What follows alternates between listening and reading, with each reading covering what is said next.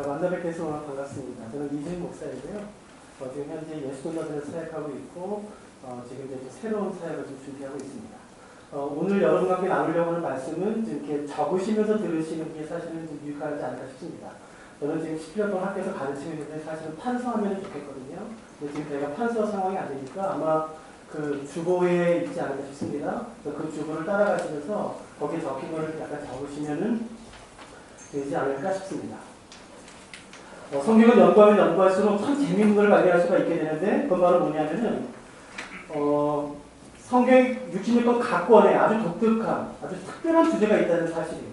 근데 그 주제들이 굉장히 독특하고, 사실은 서로 어울릴 것 같지 않은, 어떻게 보면 상반된 주제처럼 보일지 모르겠지만, 그 66권 각 권의 주제들이 하나로 어우러져서 66권 한 권이 아주 어떤 명확한 주제를 말하고 있다는 사실이에요.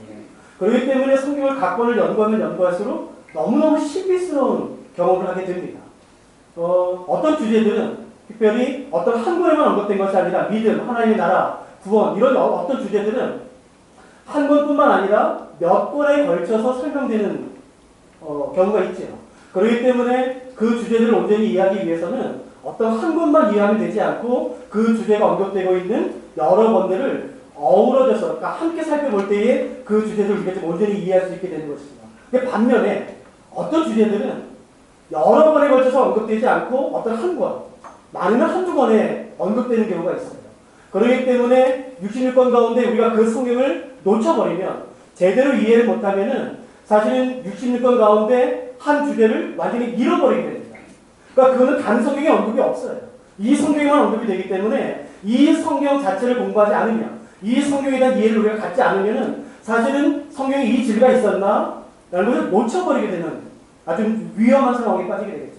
그렇기 때문에 성경을 공부할 때 있어서 아주 중요해요. 너무나 당연한 사실이긴 하지만 너무나 중요한 것은 뭐냐면은 성경 66권에 대한 각 권에 대한 고른 이해를 기반으로 각 권에 대한 깊은 이해를 갖는 것이에요. 한 권에 대한 깊은 이해를 갖는 것도 굉장히 중요하죠. 로마서, 요한계시록, 창세기, 저도 이런 책을 주로 가르치는데 사실 이 한 권에 대한 깊은 이해를 갖는 것뿐만 아니라 사실은 그것뿐만 아니라 성경 66권에 대한 그런 이해를 가진 다음에 만일에 한 권에 대한 깊은 이해를 갖는다면 사실은 굉장히 건강한 신앙을 가지게 되겠죠. 어떤 한 권에 치우치면은 사실은 다른 성경에 있는 성경의 놀라운 진리들을 우리가 놓쳐버리기 때문에 그렇습니다. 그렇기 때문에 만약 성경을 공부하려고 하신다면은 66권 전권에 대한 이해를 먼저 가지시고 그 이해를 기반으로 한 권에 대한 깊은 이해를 가지면은 너무너무 좋죠. 오늘 제가 살펴보려고 하는 것은 레위기입니다. 사실 레위기는 성경 안에서 66권 안에서 굉장히 독보적인 위치를 차지해요. 좀 과장돼서 말씀드린다면은 66권 가운데 이 레위기를 이해하지 못하면 성경 거의 절반에 대한 것들을 이해하지 못한다고 봐도 이게 과언이 아닙니다. 왜냐하면 레위기는 이 다음에 언급되는 구약의 역사서와 선지서를 이해하는 데 있어서 아주 중요한 근거와 기초를 제공해요. 그뿐만 아니라 그 이전의 성경인 출애굽기가 레위기에서 완성이 돼요. 여러분, 레위기의 첫 번째 단어가 그리고로 시작됩니다. 여러분, 어떤 성경이 그리고로 시작된다는 말은 무슨 말이겠습니까? 어떤 책이? 그건 앞의 책과 연결된다는 말이에요. 그렇기 때문에 성경을 낱권으로 공부하는 것보다는 사실은 함께 공부하는 것이 굉장히 좋죠. 아무튼 레위기가 중요한 이유 중에 하나는 뭐냐면은 구약의 역사서와 선지서를 이해하는데 아주 중요한 근거와 기초를 제공할 뿐만 아니라 그 이전의 책인 출애굽기가 완성이 레위기서입니다. 그뿐만 아니라 우리가 가지고 있는 사복음서, 마태와 누가, 요한, 이 사복음서에 언급된 예수 그리스도의 사역과 설교와 비유와 그 모든 것들을 해석하는 아주 중요한 열쇠가 레위기에 있어요. 그렇기 때문에 레위기를 이해하지 못하면 사실은 지금 과장돼서 말씀드린다면 성경의 절반가량을 우리가 온전히 이해하지 못하게 되는 위험에 빠지게 되죠. 레위기를 몰라도 이해할 수 있습니다. 레위기를 몰라도 역사서와 선지서와 출애굽기와 사복음서를 이해할 수는 있어요. 그러나 핵심이 빠져버리게 돼요. 왜 예수께서 이렇게 행동하셨을까? 왜 예수께서 이런 비유를 말씀하셨지? 왜 이렇게 행동하셨지? 여기서는 말씀으로 죽은 사람을 살리셨고 왜 여기서는 사람을 만짐으로 말미암아 죽은 사람을 살리셨을까? 라는 이해는 레위기에 있어요. 그렇기 때문에 레위기를 놓치면은 사실 우리는 굉장히 중요한 것들을 놓치게 되는 것이겠죠. 우리가 제게 주어진 시간은 지금 1시간인데 이 1시간 동안에 어떤 한 구절, 어떤 한 단어를 우리가 자세히 살피기는 좀 어렵습니다. 그래서 이 시간 동안에 레위기 1장부터 27장 전반에 걸쳐서 언급되어 있는 아주 중요한 한 가지 개념이 있어요. 그래서 그 개념을 제가 좀 먼저 설명을 드린 다음에 그 이해를 기반으로 좀 저희가 시간이 허락되는 범위 안에까지 좀 더 깊이 나가고 싶습니다. 우리가 성경을 오해하게 하는, 성경을 읽고 공부해도 성경을 좀 제대로 이해하지 못하게 하고 성경을 오해하게 하는 한 가지 중요한 요인이 있는데 그건 우리의 이분법적 사고입니다. 그러니까 이분법적 사고가 사실 우리의 굉장히 뿌리 박혀 있어요. 우리가 이제 예를 마치 말하죠. 이제 우리가 세상에 나갑니다. 그러니까 교회와 세상을 이분법으로 분리하는 경향이 있어요. 사실 이것은 카톨릭이 아주 오랜 전통이죠. 카톨릭에서는 지금도 성경을 그렇게 가르치고 이 세상에 대해서 그런 식으로 바라보도록 이 이분법적 사고는 사실 카톨릭의 아주 중요한 관점과 가르침의 하나입니다. 그 중요한 건 뭐냐면은 전혀 성경적이지 않아요. 이 이분법적 사고는 성경에서 나온 것이 아니라 그리스 로마의 헬레니즘 사고방식 가운데 나온 것이에요. 그렇기 때문에 이건 굉장히 위험합니다. 이분법적 사고로 성경을 보면은 이분법적 사고로 우리가 세상을 접근하기 시작하면은 많은 것들을 놓치게 되고 율법주의와 굉장히 위험한 사고방식에 빠지게 되는 거예요. 다시 말씀드리자면 이분법적 사고는 성경에서 기반한 것이 아니라 그리스 로마 헬레니즘에 기반한 것이에요. 그 다음에 성경을 어떻게 말할까요? 성경을 이 세상을 어떻게 구분할까요? 이분법으로 구분할까요? 아닙니다. 그것을 말하고 있는 핵심의 레위기 있어요. 레위기는 사실은 자세히 공부하지 않아도 그냥 읽기만 하셔도 알 수가 있어요. 레위기는 이 세상을 이분법으로 나누지 않고 3분법으로 나눕니다. 거룩, 정결, 부정입니다. 좀 더 이제 화천대 가운데 논란인 것은 4분법입니다. 그건 가증이에요. 근데 그 가증은 일반적으로 부정 제일 밑에 들어가는 것이기 때문에 그게 따로 구분하지 않아도 사실은 아무 문제가 없습니다. 죄송합니다. 제가 땀이 많아서요. 이게 다시 말씀드리지만 레위기에 근거해서 이 세상의 것들을 우리가 구분한다면 3분법으로 구분된 것을 알 수가 있어요. 다시 말씀드리면 첫 번째는 거룩이에요. 두 번째는 정결. 마지막 세 번째는 부정입니다. 먼저 정결부터 살펴볼까요? 이 정결은 하나님께서 이 세상을 창조하신 원래 상태예요. 그렇기 때문에 여기는 완벽하지가 않습니다. 불완전한 요소가 있어요. 연약함이 있습니다. 그러나 기억하세요? 이건 죄가 아니에요. 그러니까 연약함이 있어요. 불완전한 요소가 있어요. 그렇기 때문에 이 정결은 그런 불완전한 요소 때문에 연약함 때문에 쉽게 그 균형이 깨어집니다. 여러분 이제 다시 말씀드리지만 정결은 하나님이 이 세상을 창조하신 원래 상태라고 말씀드렸어요. 그리고 거기 연약함이 있고 불완전한 요소가 있다고 말씀드렸습니다. 여러분 욕심은 죄일까요? 아닐까요? 욕심. 여러분 이 욕심이라는 단어 자체가 부정적이에요. 근데 만약에 욕심을 우리가 무엇인가를 원하는 마음의 상태라고 정의한다면 그러니까 욕심이라는 단어 자체가 부정적이기 때문에 우리 자꾸 욕심을 좀 멀리하는 경향이 있고 죄시하는 경향이 있지만 아무튼 욕심이라는 것을 무엇인가를 원하는 마음의 상태라고 정의한다면 그건 갈망일 수 있는 것이에요. 원하는 상태입니다. 여러분 그 욕심이라는 단어에 구약에 사용된 단어는 사슴이 시냇물을 찾기 갈급함 같은 그 단어예요. 그러니까 갈급한 것이에요. 여러분 죄는 아니지요. 성경이 뭐라고 말하죠? 욕심이 잉태하면 죄가 되는 것이에요. 근데 우리가 이런 3분법적 개념이 아니라 2분법적 개념. 그러니까 거룩하지 않건 모두 죄라는 개념을 가지게 된다면 우리는 항상 죄 가운데 있는 것이에요. 그리고 늘 불안한 것이에요. 늘 만족이 없어요. 늘 멍해 가운데 머무는 것이에요. 우리가 십자가를 경험했다 할지라도 자유함이 없어요. 그 이유 중에 하나는 뭐냐면 2분법적 사고예요. 절대 그렇지 않습니다. 레위기에 근거하면은 이 세상은 2분법적으로 나눠지지 않고 3분법으로 나눠지는데 정결은 하나님이 원래 창조하신 그 본인의 모습이에요. 기억하세요. 거기는 연약함이 있습니다. 불완전한 요소가 있어요. 그렇기 때문에 그 불완전한 요소와 연약함 때문에 그 정결의 균형은 늘 쉽게 깨어져요. 그래서 그 균형을 유지하기 위해 적극적으로 굉장히 능동적인 노력과 수고가 필요합니다. 근데 여기 굉장히 흥미로운 것은 뭐냐면은 그 적극적인 노력과 그 수많은 능동적인 노력과 의지를 일으켜서 모든 노력을 쏟아붓지만 그 결과는 뭐냐면은 더 나은 상태로 변화시킨 것이 아니라 단지 정결을 유지시키는 정도입니다. 아무리 내가 노력을 쏟아부어도 아무리 내가 애써도 내가 아무리 결단해도 할 수 있는 것은 뭐냐면은 그냥 단지 정결을 유지할 뿐입니다. 절대로 내가 아무리 노력을 쏟아붓는다 할지라도 그 정결의 상태가 나아지지 않습니다. 절대로 다른 상태로 변화되지 않아요. 그 노력의 결과는 단지 그 정결을 유지할 수 있을 뿐이에요. 근데 문제는 뭐냐면은 누구도 어떤 상황도 정결의 균형이 깨어지는 것을 막을 수가 없어요. 그렇기 때문에 시간이 지날수록 내가 노력을 더 쏟아보면 쏟아볼수록 허무함에 빠져요. 절망함에 빠져요. 내가 뭐지? 내가 이렇게 애쓰고 쓰고 하는데, 내가 이 신앙을 지키기 이렇게 애쓰고 쓰고 하는데 나아질 건 없어요. 그러다가 또 죄져요. 우리가 누가 죄가 된 사람이 있겠습니까? 또 그 정결의 균형이 깨어져요.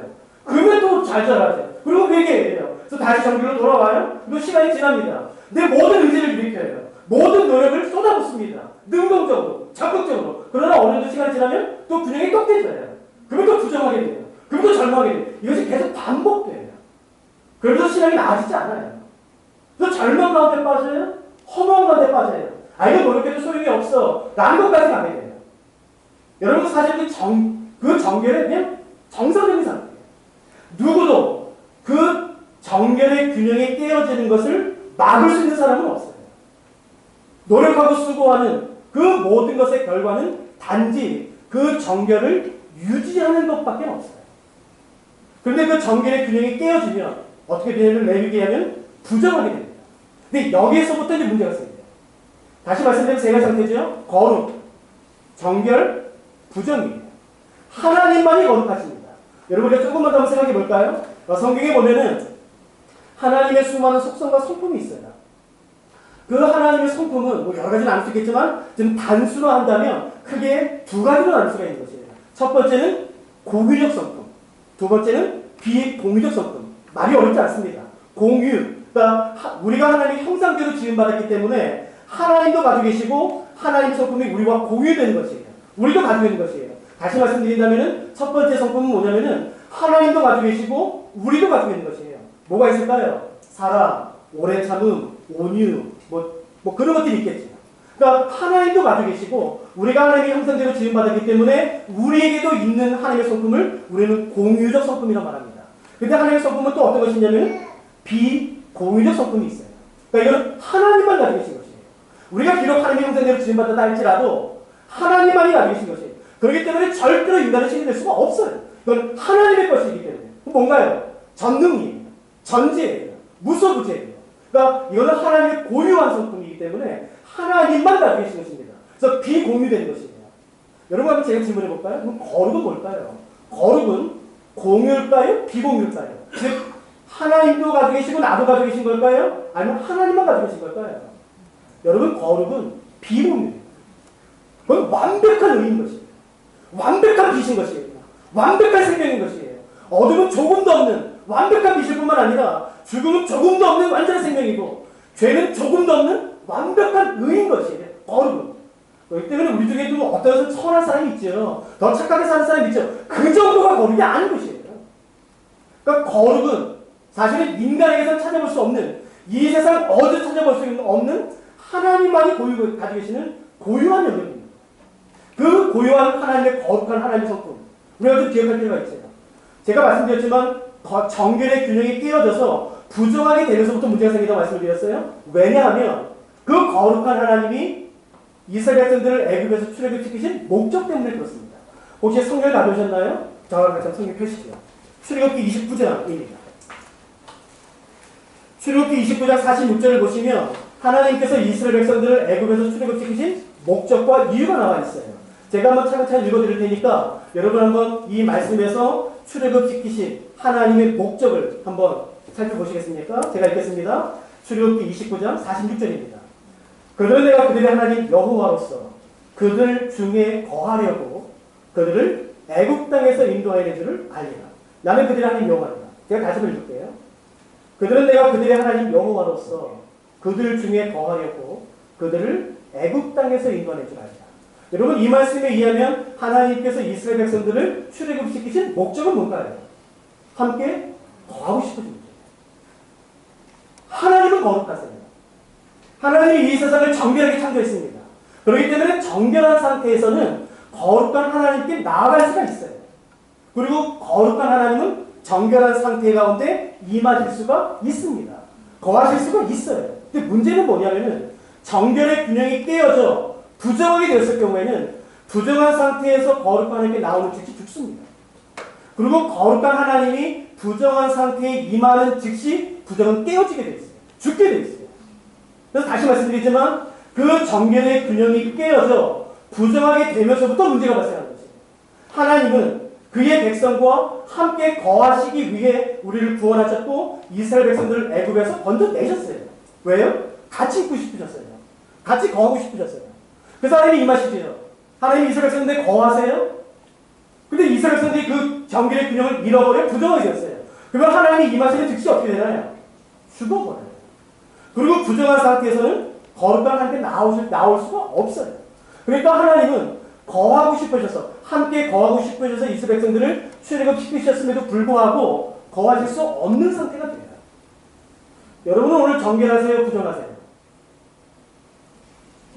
필요 없어요. 뭐 정결한 필요 없습니다. 만일에 이 구약대로 한다면 문 잠그고 이제 기도면 하나님 임재해 주십시오. 하나님이 임재했을 때 살아남은 사람이 정결한 사람이고 부정한 사람 다 죽습니다. 그러니까 여러분 보세요. 구약에서는 이 기도를 함부로 못합니다. 오늘 우리는 정말 은혜 시대에 살아요. 죄송합니다만 우리 건방지게요. 그냥 하나님께 마음대로 구해요. 그러나 보세요. 구약에서 이거는요. 살 떨리는 기도. 내가 정결하게 됐다 할지라도 확신이 없어요. 자꾸 내 자신을 돌아보게 돼요. 그러니까 하나님의 임재라는 것은 사실은 축복인 동시에 양면성을 가져서 그 하나님의 임재 자체가 심판이 되는 거죠. 사실 사도 바울이 이것을 가지고 왔어요. 예수 그리스도의 십자가가 다 축복인가요? 아닙니다. 멸망할 자들의 그 자체가 심판입니다. 구원 얻을 자들에게는 축복인지 모르겠지만 예수 그리스도의 나타나심과 예수 그리스도의 십자가는 언제나 양면성을 갖는 것입니다. 그 모든 그 기초는 여기서 가져온 거죠. 그러니까 하나님의 임재는 여러분 항상 축복으로 오지 않습니다. 부정한 상태에서 하나님의 임재는 그 자체가 심판이고 멸망이기 때문에 그래서 문제가 생깁니다. 그래서 부정한 상태에 있는 사람들은 반드시 원래 상태인 정결로 회복되어야만 되는 것이에요. 여러분 질문해 볼까요? 내가 노력했지만 부재 중의 실수로 연약함으로 아니면 어떤 죄로 말미암아 정결의 균형이 깨어졌어요. 그래서 부정하게 됐어요. 그러면 다시 원래 상태인 정결로 회복될 수 있을까요? 없을까요? 있어요. 방법이 뭘까요? 그게 바로 제사예요. 근데 사실은 좀 더 자세히 말씀드리면 좋겠지만 레위기에 보시면 죄로 인해서 부정하게 된 경우에는 반드시 제사로 회복됩니다. 그러나 어떤 연약함, 어떤 실수, 죄가 아니에요. 여러분 내가 지나가다가 어떤 사체를 밟았어요? 죽은 시체를요? 그게 죄인가요? 그건 죄는 아니죠. 그건 연약함일 수 있고 실수 있죠. 그런 연약함과 실수, 즉 죄가 아닌 경우에는 레위기에 의하면 제사를 통해서 회복된 것이 아니라 의식, 즉 옷을 빨고 저녁까지 기다리는 어떤 의식을 통해서 회복되게 되어 있어요. 그래서 레위기에 보시면 이런 것들이 잘 구분되어 있습니다. 근데 이런 것들을 우리가 모르면 무조건 회개해야 된다고 생각하는 것이에요. 무조건 제사를 해야 된다고 생각하는 것이 절대로 그렇지 않습니다. 부정에서 정결로 회복되는 방법에는 두 가지가 있어요. 하나는 제사, 하나는 의식입니다. 아무튼 정결은 하나님이 창조하신 원래 상태이고 그 균형이 깨어지면 부정하게 되고 그 부정한 상태에서는 거룩한 하나님의 임재를 받는 즉시 그 부정은 깨어지게 되고 부정한 상태에서는 거룩한 하나님께 나올 수가 없어요. 이것이 세 가지 상태입니다. 거룩, 정결, 부정. 너무 빨라서 죄송합니다만 이해되셨죠? 거룩, 정결, 부정입니다. 이거 한 가지만 더 기억하시겠습니까? 정결은 모든 노력을 쏟아부어도 아무리 의지를 일으켜도 할 수 있는 최선은 그냥 정결을 유지하는 것이라고 말씀드렸어요. 그리고 정결의 아주 중요한 특성 가운데, 특징 가운데는 뭐냐면은 정결은 절대로 다른 상태에 영향을 주지 못합니다. 언제나 영향을 받게 되어 있어요. 그래서 정결이 부정과 맞닥뜨리면 반드시 정결은 그 균형을 잃어버리고 부정하게 됩니다. 꼭 기억하시겠어요? 정결은 절대로 다른 상태에 영향을 주지 못해요. 그래서 정결의 부정을 이기는 유일한 길은 피하는 것밖에 없어요.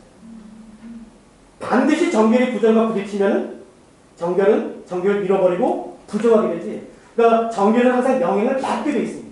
그러니까 이 세 가지 상태 가운데 영향을 주는 상태는 두 가지입니다. 뭐죠? 거룩과 부정. 정결은 항상 영향을 받게 되어 있어요. 영향을 주는 것은 거룩과 부정입니다. 조금만 더 깊이 들어갈까요? 부정은요. 영향을 줘요. 정결을 만나면 100% 이깁니다. 정결과 부정이 싸우면, 맞닥뜨리면 100% 부정이 이겨요. 그러나 거룩을 만나면 부정은 깨어집니다. 절대로 부정은 거룩을 이길 수가 없어요. 영향을 주긴 주지만, 그러니까 이게 세모라고 말할 수가 있겠죠. 거룩은요, 정결을 만나면 정결을 거룩하게 합니다. 대신 부정을 깨어버려요. 그러니까 거룩은 항상 영향을 주게 돼 있어요. 정결은 항상 영향을 받게 돼 있어요. 부정은 영향을 주기도 하고 영향을 받기도 합니다. 여기까지 따라오셨나요? 다시 한번 정리할까요? 정결은 절대로 영향을 줄 수가 없어요. 그 모든 노력과 수고는 단지 정결을 유지하는 것에 끝납니다. 영향을 주는 것은 거룩과 부정입니다. 제 질문 하나 해도 될까요? 그러면 지금 한국교회는 이 세 가지 상태 가운데 어디 있을까요? 어디 있다고 생각하세요? 여러분 기억하세요. 거룩은 그 자체로 영향을 주게 있어요. 정결은 절대 영향을 줄 수가 없어요. 부정은 영향을 줍니다. 그렇다면 지금 한국교회는 이 세 가지 상태 가운데 어디에 있다고 생각하세요? 왜 한국교회가 영향을 잃어버렸을까요? 성도가 줄어들어서요? 아닙니다. 목사가 설교를 못해서요? 아닙니다. 교회 숫자가 줄어들어서요? 아닙니다. 돈이 없어서요? 성공한 사람이 없어서요? 아닙니다. 한국 교회가 힘을 잃어버린 유일한 이유는 거룩함을 잃어버립니다. 여러분, 정결은 절대 영향을 못 줘요. 영향을 받게끔 되어 있습니다. 항상. 여러분, 모든 노력을 다 쏟아부어도 정결이 할 수 있는 유일한 길은 그냥 정결을 유지하는 거죠. 정결이 부정을 이기는 유일한 건 뭔지 아세요? 그냥 부정을 피하는 것밖에 없어요. 저는 어디 있는지 모르겠어요. 한국교회가 어디 있는지 모르겠어요. 그러나 한국교회는 지금 사회에 또 다른 교회에 영향을 주고 있는 사실입니다. 말도 안 되는 이슈. 그리고 수많은 이슈. 원하든 원하지 않든 거룩과 부정은 항상 영향을 주게 돼 있어요. 여러분, 교회는 성도 수가 많다고 힘이 생기지 않더라고요. 초대교회의 모든 그리스도인들을 다 합친 것이 지금 서울에 있는 숫자보다 적어요. 그리스도인의 숫자입니다. 그러나 그 당시 초대교회의 첫 성도들은 온 나라에 영향을 미치고 남았었어요. 뭐가 그렇겠습니까? 돈이겠습니까? 교회 크기겠습니까? 그냥 성공이겠습니까? 지금이겠습니까? 척벌이겠습니까? 아니요. 전도자들의 말 잘함이겠습니까? 아닌 것이에요. 그때 영향을 미쳤던 유일한 이유는 뭐냐면은 그들 가운데 거룩함이 있었어요. 죄를 미워하는 것이 있었어요. 하나님을 두려워하는 마음이 있었어요. 저는 주님의 십자가교회의 사람입니다. 저 스위스에 있을 때 많이 죽었어요. 무엇을 나누시겠습니까? 여러분 아세요? 1907년 평양 대붕이 일어났을 때 그 모든 붕의 시작은 회개부터 있었어요. 죄를 두려워하는 그 작은 죄도 아파하는 마음. 그 부정이 우리에게 올까봐 두려워했던 마음. 그 부정을 깨어버리는 거룩함. 하나님 앞에서 이거 신실함. 거기서부터 시작했어요. 그러나 이제는 그 거룩을 잃어버렸을 뿐만 아니라 우리에게 거룩이 있었다는 것 사실 자체도 이제 잊어버린 거예요. 거룩, 그 옛날에 있었던 것 같아. 근데 그게 무엇인지 잘 모르겠어요. 이제 거룩이 무엇인지 모르겠어요. 과거에는 거룩을 마찬가지로 봤기 때문에 그걸 본 사람들은 비록 잃어버렸다 할지라도 그거 알겠는데 이제 시대가 지나서 거룩이 뭔지 잘 모르겠어요. 여러분, 교회의 힘은 성도 수에 없습니다. 그 거룩함의 힘은 성도 수에 있지 않아요. 성도 수에 목맬 필요가 없어요. 재정이 있지 않습니다. 말 잘하는 것이 있지 않은 것이에요.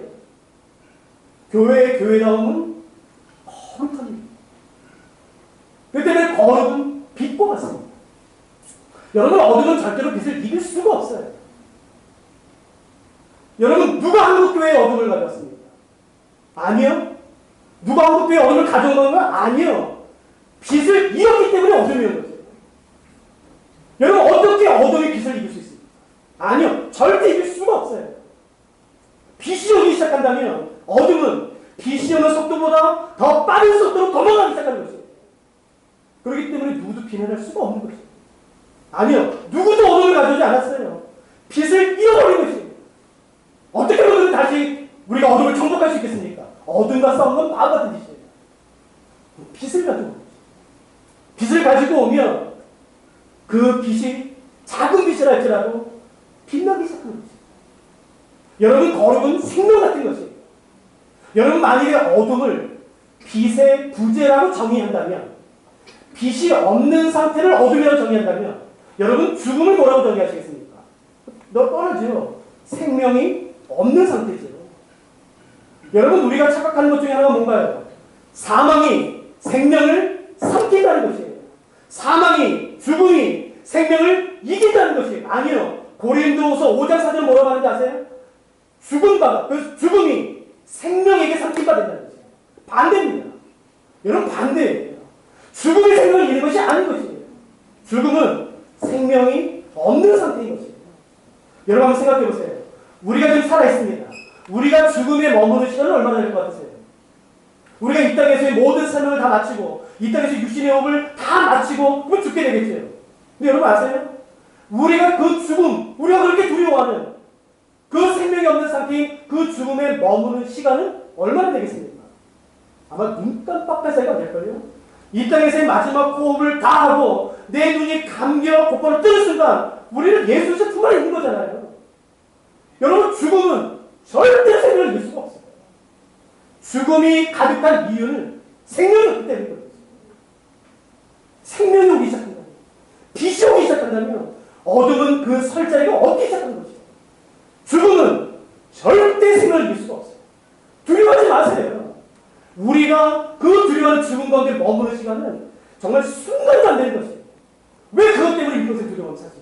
아니요. 그건 소원인 것이에요. 내 이 땅에서의 모든 유치의 호흡을 다 마치고, 주께서 내게 주신 부르심과 사명을 다 마치고 눈을 감았다가 뜨면 여러분, 죽음은 사라지는 것이에요. 절대로 죽음이 생명을 삼키지 못한다는 것이 고린도후서 5장 4절 진리의 말씀입니다. 그게 거룩입니다. 여러분, 교회에 무엇이 가득하게 왔어요? 그 거룩이 있다면, 그 생명 대신, 빛 대신 그 거룩이 있다면, 여러분, 교회는요, 인원과 상관없이 여러분 영향을 미치게 되어 있어요. 그 거룩함이 다시 회복되면 좋겠어요. 그러면 또 질문해 볼까요? 그 균형이 깨어지면서부터 문제가 생긴다고 말씀을 드렸죠. 균형이 깨어지면 부정하게 되죠. 그런데 반드시 부정은 거룩한 가운데 나올 수 없기 때문에 반드시 해야 되는, 요구되는 조건은 뭐냐면은 원래 상태인 정결로 회복되어야만 돼요. 예, 제사로 회복될 수 있어요. 의식으로 회복될 수 있어요. 그러면 어떻게 하면 거룩히 될 수 있을까요? 사실은 이 부분을 좀 더 자세히 나누고 싶긴 해요. 지금 저희가 한 20-30분밖에 안 남았거든요. 그러니까 그냥 대략적인 것만 한번 살펴볼까요? 어떻게 하면 거룩히 될 수 있을까요? 어렵지 않아요. 여러분, 구약 성경에 의하면, 특별히 모세오경에 의하면 이스라엘 백성들이 시내산에서 하나님의 말씀과 명령을 받아 이제 드디어 장막을 완성하죠. 그걸 우리는 모세 장막이라고 불러요. 그 성경을 자세히 보시면 모세의 장막은 크게 세 가지로 별명이 불리지면서 알 수가 있죠. 첫째, 증거막. 아마 증거궤가 그 안에 있기 때문에 그렇게 부르는 것 같아요. 구약 성경에 4번 나옵니다. 두 번째, 모세의 장막을 부르는 두 번째 별명은 성막이에요. 성막, 82번. 그러니까 꽤 많이 나오죠. 이 성막은 무슨 뜻인가요? 거룩한 텐트라는 뜻이에요. 거룩한 장소라는 뜻이겠죠. 마지막 세 번째, 모세의 장막을 부르는 세 번째 별명. 근데 이것은 구약 성경에 146번이나 나와요. 그러니까 앞에 이전에 언급되었던 성막, 증거막과는 비교 안 될 정도로 굉장히 많이 반복된 것을 알 수가 있죠. 그게 바로 회막입니다. 그러니까 회막은 만남의 장소, 모이는 장소가 이런 의미를 가지고 있겠죠. 그러니까 사실은 하나님께서 가지고 계신 모세의 장막의 첫 번째 정체성은 거룩한 막이 아니에요. 만남의 장소예요. 그게 사실은 성막, 교회의 가장 첫 번째 정체성이 되어야만 하는 이유 바로 여기 있죠. 근데 아무튼 이 모세의 장막을 부르는 세 가지 별명은 증거막, 성막, 회막입니다. 그러니까 이 회막이라는 단어가 굉장히 의미 있어요. 사실은 성막에는 거룩한 텐트라는 이 단어가 있기 때문에 굉장히 약간 좀 이렇게 좀 놀랍죠. 가까이 못 가겠죠. 근데 이 회막이라는 히브리어는 그 단어 자체가 그냥 일반적인 단어예요. 그냥 우리가 일반적으로 그냥 야유에 가서 그냥 뭐 해변가에 가서 치는 텐트의 상대는 바로 그 단어예요. 그러니까 텐트예요. 그냥 우리가 일상생활에서 쉽게 구할 수 있는 재료로 만들 수 있는 텐트예요. 그게 회막의 단어입니다. 흥미로운 건 뭐냐면은 그 회막이 순식간에 거룩한 성막이에요. 어떻게?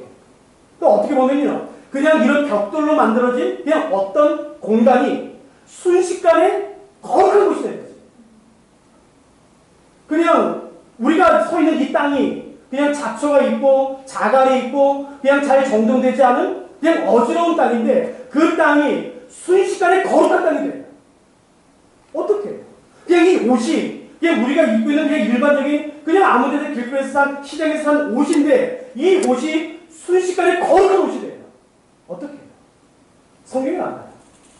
그냥 일반적인 텐트. 그냥 우리가 일상생활에서 아무 곳에서나 시장에서 마음대로 구할 수 있는 그런 재료로 만든 일반적인 텐트가 성경에 의하면 순식간에 거룩한 곳이 돼요.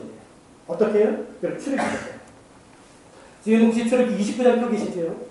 43절을 보시겠습니까? 출애굽기 29장 43절을 제가 읽어봐 드릴게요. 내가 거기서, 그러니까 회막이죠. 내가 거기서 이스라엘 자손을 만나리니 내 영광으로 말미암아 회막이 거룩하게 됐다. 제가 다시 한번 읽어볼까요? 내가 거기서, 그러니까 성막입니다. 회막입니다. 증거막입니다. 내가 거기서 이스라엘 자손을 만나리니 내 영광으로 말미암아 회막이 거룩하게 되었다. 그러니까 하나님이 거기 임하시면 하나님 자신으로 인해서 그 그냥 일상 시장에서 구할 수 있는 천으로 만든 텐트가 순식간에 거룩한 곳이 되는 거죠. 그냥 시장에서 산 옷이 그냥 거룩한 옷이 돼요. 하나님 자신으로 인해서 하나님의 인재로 말입니다. 여러분 출애굽기 3장 기억나시나요? 하나님께서 모세를 만났어요. 미디안 광야에서. 그리고 이렇게 말씀하시죠. 3장 5절에서 너 실을 벗어라. 왜요? 너가 선 땅이 거룩한 땅이다. 이건 말이 안 되죠. 왜냐면 그 당시 미디안 땅, 지금 모세가 서 있는 미디안 땅은 이스라엘 백성들이 단 한 번도 그 전까지 밟지 않았던 땅이었고, 그렇기 때문에 거기서는 한 번도 예배가 드려지지 않았던 땅이에요. 단 한 번도 하나님의 이름이 불려진 적이 없었던 땅이고, 하나님을 예배한 적도 없고, 그 미디안 광야는 무성의 땅이었고 더러운 땅이에요. 그런데 하나님 말씀하세요. 아니야, 너 지금 거룩한 땅이야. 여러분이 잡초가 있는 땅이에요. 그냥 자갈과 같이 지금 우리가 이 양재길에 있는 것과 똑같은 땅이에요. 근데 하나님 말씀하세요. 아니야, 네가 지금 거룩한 땅이야. 순식간에 그 일반적인 땅이 거룩한 땅으로 바뀝니다. 어떻게 해요? 우리가 다 알아요. 하나님의 임재예요. 하나님 자신이에요. 그러니까 하나님의 임재로 말미암아 거룩하게 되는 것이에요. 그렇기 때문에 거룩의 속성은 인간이 자기의 노력으로 도달할 수 있는 것이 아닌 것이에요. 내가 성취할 수 있는 것이 아닌 것이에요. 거룩은 하나님부터 부여되는, 수여되는 것이에요. 주어지는 것이에요. 그게 거룩이에요. 거룩은 절대로 내가 얻을 수 있는 것이 아닌 것이에요. 내가 성취할 수 있는 것이 아닌 것이에요. 내가 내 노력과 모든 수고로 내 의지를 일으켜서 도달할 수 있는 것이 아닌 것이에요. 거룩이라는 것은 하나님으로부터 주어지는 것이에요. 그 하나님의 임재.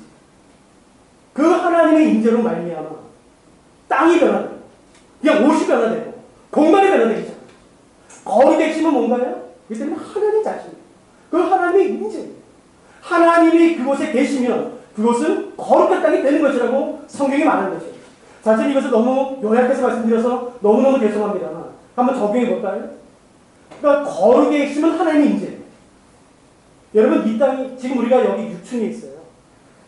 저는 아까 이제 왔다가 이게 지나갔어요. 여기인지 모르고 지가 또 왔다 갔다 하다가 결국 이제 그 앞에 보고서 다시 들어왔거든요. 우리가 지금 이 건물, 제가 죄송한데 이 건물 이름 모르겠는데 이 건물 6층에 있어요. 이것은 거룩한 곳일까요? 아닐까요? 질문이에요. 거룩할까요? 거룩하지 않을까요? 거룩해요? 그럼 왜? 하나님이죠. 그러면 여기가 교회라는 타이틀이 있기 때문에 거룩한 건가요? 아닙니다. 타이틀이 거룩을 보장해주지 않아요. 그러면 여러분 이제 뭐 앞으로 3, 40분 있으면 우리 다 끝나겠습니까? 그러면 여기 계실 분 계세요? 집에 돌아가시겠죠. 그럼 여기 거룩한 곳인가요? 그러지 않습니다. 여러분, 여러분의 집은 거룩한 곳인가요? 아닌가요? 다 대답하시는데 말로 하세요. 그 어떻게 알아요? 여러분의 집은 거룩한 곳인가요? 왜요? 하나님이 계시는 거예요. 직장은요? 학교는요? 이제 질문을 볼게요. 그러면 교회와 가정과 직장과 일반 길거리와 그 중에서 가장 거룩한 땅은 어딜까요? 가장 거룩한 땅. 눈으로 말하지 마세요. 가장 거룩한 땅은 어딜까요? 하나님이 계신 곳이겠죠. 하나님이 계시니까 그곳이 거룩한. 여러분도 아세요? 저도 많이 봤어요. 여러분, 교회라는 타이틀이 절대로 거룩을 보장해주지 않아요. 거룩, 아무리 교회라는 타이틀이 있다 할지라도 거기에서 하나님의 임재가 빠져버리면 세상에서 가장 타락한 사교 집단이 돼요. 가장 냄새나는 곳이 돼요. 절대로 거룩이라는 것은 타이틀이 보장해주지 않아요. 거룩을 보장해주는 건 뭐냐면 하나님의 임재. 그 하나님이 계시면 그곳이 거룩한 곳이 되는 것이에요. 그럼 여러분이 거룩한 곳을 만들고 싶은 곳이 있으신가요? 여러분이 거룩한 곳으로 만들고 싶은 곳이 있으세요? 언제까지 우리가 뺏기면 그 만족하시겠습니까? 내 직장이, 내 학교가, 내 강의실이, 내 가정이 언제까지 빼앗기면 만족하시겠습니까? 첫 번째 기억하세요. 정결은 절대 힘이 없어요. 정결은 항상 영향을 받게끔 되어 있어요. 영향은 부정이든 거룩이든. 영향을 주고 싶으시면 둘 중에 하나 선택하시면 돼요. 거룩이든 부정이든. 하나님이 계신 곳이 거룩하다.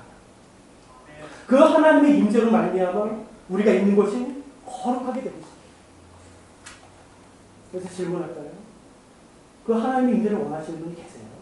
이런 질문은 바보 같죠. 여기 계신 분 중에 원하지 않는 분이 어디 있어요? 사실은 제가 드리고 싶은 질문은 이것이 아니라 이거예요. 여러분, 얼마나 원하세요? 우리 중에 하나님 임재 원하지 않는 분이 어디 있어요? 하나님을 원하지 않는 분이 어디 있습니까? 이 황금 같은 금요일 시간에, 토요일 시간에 여기 나와 있는데 그거 원하지 않는 사람이 어디 있습니까? 제가 드리고 싶은, 우리가 갖고 싶은 질문은 이것입니다. 여러분, 얼마나 원하세요? 어느 정도 만족하시겠어요? 여러분, 어느 정도면 더 거룩하게 만족하시겠어요? 성이 안 차요, 성이. 여러분, 죄와 싸워도 성이 안 차요, 성이. 여러분, 어느 정도의 거룩을 경험하시면 만족하시겠어요? 어느 정도의 하나님의 임재를 경험하시면 만족하시겠어요? 여러분, 하나님의 임재가 신대림입니까? 그런 게 아닌 것이잖아요. 골로새서 2장 3절 기억나세요? 그 안에, 여기서는 그는 그리스도죠. 그리스도 안에 모든 지혜와 지식의 보화가 숨겨져 있는 거예요. 10편 16편 11절 말씀. 주께서 내게 생명의 길을 보이시리니 주의 앞에는 충만한 기쁨이 있고 주의 오른편에는 영원한 즐거움이 있다. 여러분, 내게 필요한 모든 지혜와 모든 지식과 모든 보화와 모든 기쁨이 어디 있는지 아세요? 하나님의 임재 안에 있어요. 다른 데를 기웃거리실 필요가 전혀 없는 것이에요. 다른 데를 찾아내실 필요가 전혀 없는 것이에요. 내게 필요한 모든 것들은 그 하나님의 임재 안에, 그 그리스도 안에 있다라고 성경이 명확히 설명한 것입니다. 다른 데를 찾아내지 마세요. 여러분, 아무리 그리스도인이라고 할지라도, 열심히 사역한다 할지라도 순간적으로 외로움이 있어요. 제가 알아요. 저 열심히 사역해요. 목사가 외로움이 없을 줄 아세요? 공허함이 없을 줄 아세요? 있어요. 그 순간적으로는 그 공허함들. 아무리 기도하고 했다 할지라도 어느 순간적으로 찾아올 그 외로움과 공허함들. 절대 다른 데서 찾으시면 안 되는 것이에요. 내게 필요한 모든 보안, 모든 지식은 그 그리스도입니다. 이것을 가장 잘 설명하고 있는 예가 요한복음 15장 포도나무 비유예요. 예수님이 하신 비유가 내가 탁월하죠. 그래서 제가 이거 10분만 하고 마칠게요. 가장 탁월한 비유 가운데 하나예요. 아버지는 농부입니다. 예수님은 포도나무세요. 우리는 가지예요. 아, 기가 막혀요. 세상에 이런 단순함에 이런 기쁨을 가질 수 있어요? 없어요. 아버지는 농부, 예수님은 포도나무, 우리는 가지예요. 여러분, 우리가 이런 질문 많이 해요. 나를 향한 하나님의 뜻이 뭘까? 하나님의 계획이 뭘까? 아유, 걱정하지 마세요. 여기 다 나와 있어요. 여러분, 하나님 아버지, 농부신 하나님 아버지가 포도나무와 가지를 향해서 가지고 있는 기대, 원하면 뭐겠습니까? 오직 하나예요. 열매 맺는 겁니다. 아, 난 내가 어떻게 될지 모르겠어. 하나님이 나를 위해서 가지고 계신 게 뭔지 모르겠어. 뭘 모르세요? 하나님은 우리의 삶이 열매를 맺혀지길 바라세요. 뭐가 어렵습니까? 근데 재밌는 건 뭔지 아세요? 열매는 가지에 맺혀요. 열매는 가지 끝에 맺혀요. 근데 열매를 맺도록 하기 위해 애쓰고 수고하고 집중해야 되는 것은 열매 끝이 아니라 가지가 나무에 붙어있는 정반대입니다. 열매는 가지 끝에 열매. 그래서 아이러니하게 열매를 더 많이 맺기 위해 가지 끝에 집중하면 집중할수록 여러분 가지가 말라요. 탈진해요. 실망해요. 열매가 맺히지 않아요. 열매가 맺혀도 그 마른 열매들이 맺혀져요. 너무 아이러니한 거죠. 열매는 분명 가지 끝에 맺혀지지만 그 열매가 더 많이 맺히기 위해 더 풍성한, 더 충실한 과일이 맺혀지기 위해 애쓰고 수고해야 되는 것은 어디냐면 가지 끝이 아니라 그 가지가 포도나무에 붙어있는 바로 그 부분입니다. 저는 이번 주 월요일 날에도 14년 동안 목회했던 담임 목사님 두 분을 만났어요. 찾아오셨어요. 저는 제 사역의 특성상 수많은 선교사님들을 만나요. 여러분 목사님들이 얼마나 애쓰고 수고하는지 아세요?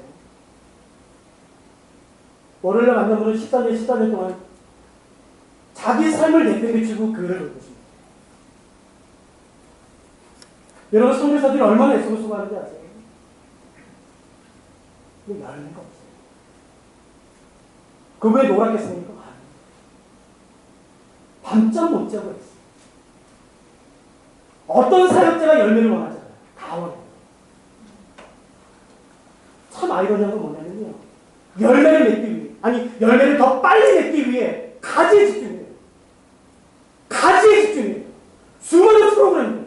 어떤 사람, 이 사람만 놓으면, 이 프로그램만 우리가 가지고 오면 절대로 아닙니다. 그럴수록 교회는 말라가게 됐어요. 열매는 먹지 못하는 열매가 되죠. 물론 열매는 가지 끝에 맺힌다 할지라도, 열린다 할지라도 그 열매가 온전하게 맺히기 위해, 더 풍성하게 맺히기 위해 애쓰고 수고하고 집중해야 되는 것은 정반대 부분인 가지가 나무와 연결되는 바로 그 부분. 가지가 나무에 붙어있기만 하면 되는 것이, 잘 붙어있기만 하면 되는 것이, 우리가 그리스도 안에 잘 거하기만 하면 되는 것이, 우리가 그 임재하신 가운데 거하기만 하면 되는 것이. 왜냐하면 우리에게 필요한 모든 풍성한 은혜들은 다 그리스도 예수 안에 있기 때문에 목사 안에 없어요. 여러분 선교사 안에 없죠. 어떤 유명한 사람, 능력 많은 사람에게 있지 않죠. 내게 필요한 모든 것들은 그리스도 예수 그 안에 있죠. 그래서 그 안에 거하기만 합니다. 우리가 잘 붙어있기만 하면 여러분 너무나 놀라운 아름다운 열매를 우리가 맺을 수 있는 거죠. 여러분 어느 정도까지 원하세요? 여러분 어느 정도까지의 거룩을 원하세요? 여러분 어느 정도까지 하나님의 임재를 원하세요? 우리가 예배드릴 때 정말 그 살아계신 하나님의 임재를 경험하고 싶지 않으세요? 경험하실 때 있지 않으세요? 여러분 하나님의 임재는요 말로 형용할 수가 없어요. 왜냐하면 그분은 살아계신 하나님이시기 때문에. 그분은 살아계신 하나님이십니다. 그래서 여러분 그 임재하심을 경험하면 말로 형용할 수가 없어요. 예배가 시작되기 전에도 여러분 죄가 깨달아지기 시작해요. 내가 그 지은 죄가 너무 한심해지기 시작해요. 앞에서 어느 누구도 멘트하지 않았어요. 아직 찬양이 시작되지 않았어요. 내가 거룩한 하나님의 임재로 말미암아 내 안에 있는 죄가 정말 뼈에 사무치게 심는 거죠. 스스로 얘기하면서 스스로 다른 사람을 돌아보기 시작해요. 위로받기 시작해요. 소망을 발견하기 시작해요. 빛 가운데 나가기로 결심하기 시작해요. 여러분 이게 살아계신 하나님의 임재인 것이에요. 우리가 그 안에 붙어있기만 합니다. 우리가 그 안에 거하기만 한다면 여러분 열매는요 너무 자연스럽게 되죠. 너무너무 자연스럽게.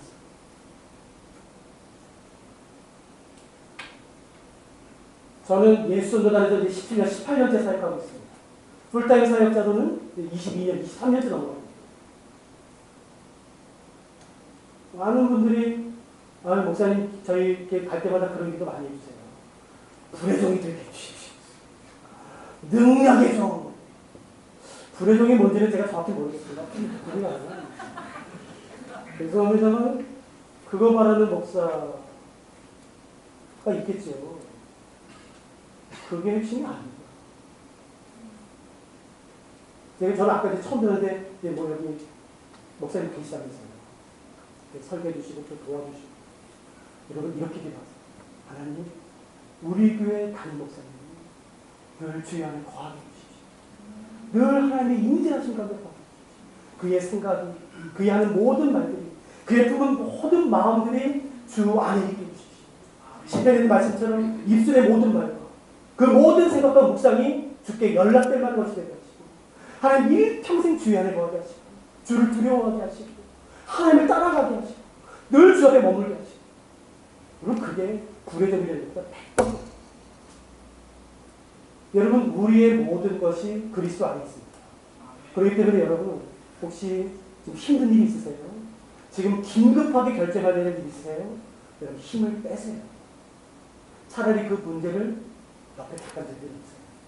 그게 내게 가장 중요한 문제가 아닙니다. 그럴수록 우리가 결정입니다. 하나님, 저는 가지입니다. 나는 나무가 아닙니다. 나는 가지입니다. 나는 주를 따라서 살 수가 없습니다. 나는 주를 따라서 열매를 맺지 못할 정도가 아니라 주를 따라서 살 수 없습니다. 나는 가지입니다. 라고 선포하셔야 돼요. 다짐하셔야 돼요. 아니요. 지금 성공 가운데 계세요. 내가 지금 하는 일이 너무너무 잘 되세요. 그래도 이걸 기억하셔야 돼요. 하나님, 내가 지금 하는 일이 너무 잘 됩니다. 내가 하는 모든 사업이, 내 모든 집, 너무너무 잘 됩니다. 그런 하나님, 나는 가지입니다. 나는 아무것도 할 수 없습니다. 그걸 인정하셔야 돼요. 그래서 그리스도 안에 붙어있을 때, 그 그리스도 안에 그 임재하신 가운데 거하기 시작할 때에 그 그리스도 안에 그 풍성한 지혜와 그 은혜와 그 놀라운 기쁨, 여러분 그 쾌락이 아니지 않습니까? 그런 여러분 불이 번쩍번쩍거리는 데서도 뭐 기쁨이 있을 수가 있겠죠. 그 더러운 기쁨들, 그런 게 아니라 그리스도 안에 있는 그 깨끗한 기쁨, 그 정말 순전한 기쁨들, 우리가 그런 게 필요한 거잖아요. 여러분 다른 데 두려워하는 것 같지 마세요. 너무 외로우세요? 너무 힘드세요? 누군가를 사랑하지 않는 것 같으세요? 예! 지금이 주 앞에 달려나갈 때입니다. 주 앞에 나가서 주의 임재를 간구하고 주의 거룩함을 사모하고 하나님의 도우심을 간구하고, 구약성경의 하나님의 임재는 신약성경의 성령의 충만함과 같이 갈 수 있습니다. 여러분 하나님의 임재를 간구하세요. 다른 말로 하면 여러분 성령의 충만함을 간구하십시오. 성령의 충만함, 여러분 성령은 파워가 아니에요. 초자연적인 현상이 아닙니다. 성령은 살아계신 인격이신 하나님이세요. 그렇기 때문에 그분은 아세요. 내 기도가 어디에서 나오는지 아세요. 입에서 나오는지 아니면 정말 그 갈급하면서 나오는지 성령, 그 하나님은 아세요. 그 성령이 우리의 삶을 충만하게 다스리십니다. 우리가 하나님의 임재하신 가운데 거할 때 그 거룩으로 온 성도의 삶과 온 교회가 가득할 때 여러분 하나님이 새 일을 하기 시작하실 것입니다. 하나님의 힘은 돈에 있지도 않고 유명한 사람에 있지도 않고 말 잘하는 설교자에 있지도 않고 건물에 있지도 않고 성도 숫자에 있지도 않고 여러분 거룩함이 있습니다. 그 거룩함을 하나님이 이 주님의 십자가 교회에 주기로 하셨습니다. 우리 같이 찬양을 하고 마치시면 어떨까요?